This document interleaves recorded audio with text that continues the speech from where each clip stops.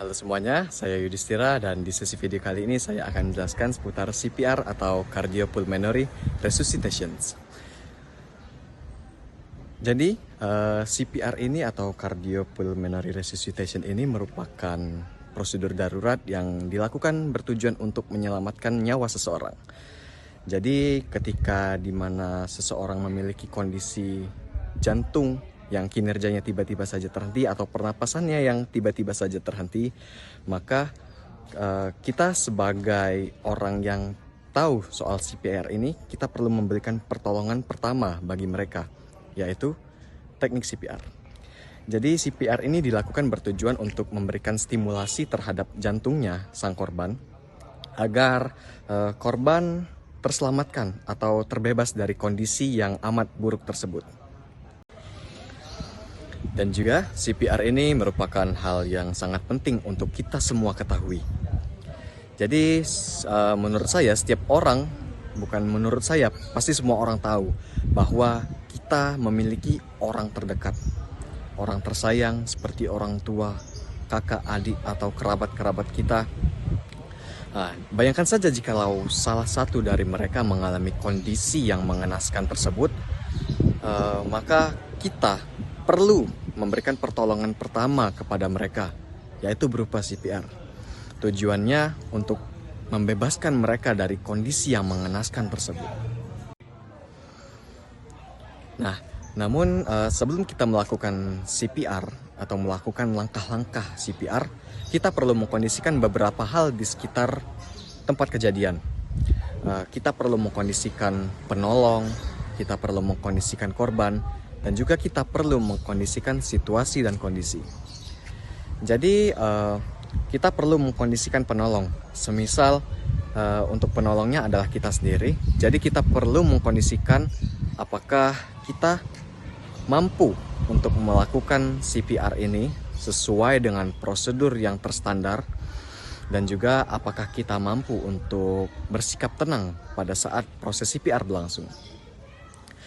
Dan berikutnya juga kita perlu mengkondisikan korban.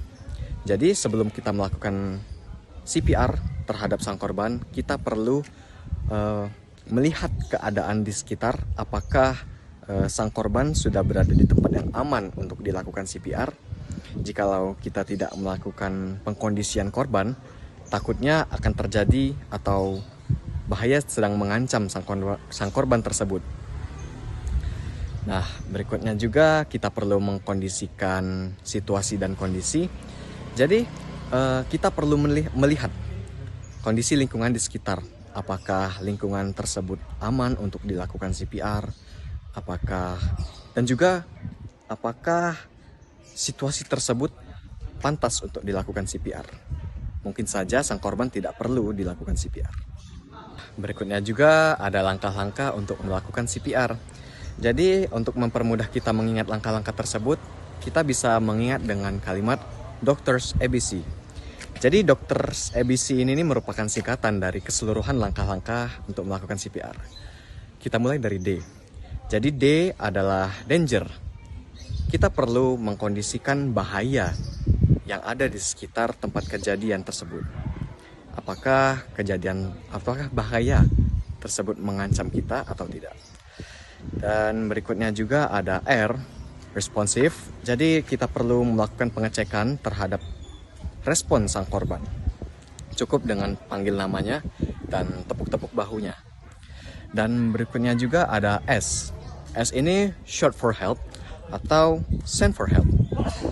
Jadi kita perlu meminta bantuan orang di sekitar kita. Dan lebih diutamakan untuk memanggil ambulans, yaitu 112 untuk nomor telepon ambulans Indonesia. Dan berikutnya A, yaitu airway. Jadi kita perlu melakukan pengecekan pada saluran pernapasan, contohnya rongga mulut. Jadi kita perlu mengecek apakah ada benda eksternal seperti makanan yang menyangkut pada rongga mulut tersebut. Jadi ketika kita melakukan pengecekan, kita perlu mengeluarkan benda eksternal tersebut sehingga tidak menghalangi proses CPR nanti. Dan berikutnya ada juga B, atau breathing. Jadi kita perlu melakukan pengecekan terhadap pernapasan sang korban. Untuk melakukan pengecekan kita cukup dengan melakukan 3 metode, yaitu lihat, rasakan, dan juga dengarkan. Dan C atau CPR. Jadi untuk tahap sebelumnya, saat kita melakukan pengecekan pernapasan, jika dirasa tidak ada sirkulasi sedikit pun dari sang korban, maka kita perlu melakukan CPR. Jadi CPR di sini kita hanya perlu memberikan 30 kali kompresi pada dada kiri sang korban dan juga 2 kali pernapasan buatan untuk sang korban. Dan berikutnya ada D. Jikalau mulai dari tahap A sampai C tadi korban pun belum menunjukkan responnya, maka kita harus menambahkan AED atau alat defibrillator tadi untuk sebagai alat kejut jantung yang harap-harapnya mampu untuk memberikan stimulasi jantung secara eksternal terhadap sang korban. Dan secara keseluruhan ada 3 aspek penting dalam CPR. Yang pertama ada C, yaitu compressions. Jadi compression ini memberikan tekanan dada yang lembut sebanyak 30 kali pada dada bagian kiri sang korban. Dan berikutnya ada airway. Jadi airway di sini dilakukan dengan membuka rongga mulut sang korban dan menegakkan dagu sang korban. Itu semua bertujuan untuk memudahkan masuknya udara. Dan berikutnya ada B, breathing. Jadi kita perlu memberikan pernapasan buatan sebanyak 2 kali untuk sang korban. Langkahnya yaitu dengan kita menghirup udara sebanyak-banyaknya dan menghembuskan ke mulut sang korban. Jadi untuk perlu kita ketahui juga, pada saat proses pemberian pernapasan buatan, kita perlu menutup hidung sang korban. Dan juga kita perlu melihat apakah udara yang kita hembuskan itu masuk ke paru-paru dan perutnya, yaitu dengan ditandainya kenaikan volume paru-paru dan volume dada dan juga perutnya. Dan mungkin itu saja yang dapat saya jelaskan seputar CPR di video kali ini. Terima kasih sudah menyaksikan dan sampai jumpa di sesi video berikutnya. Terima kasih.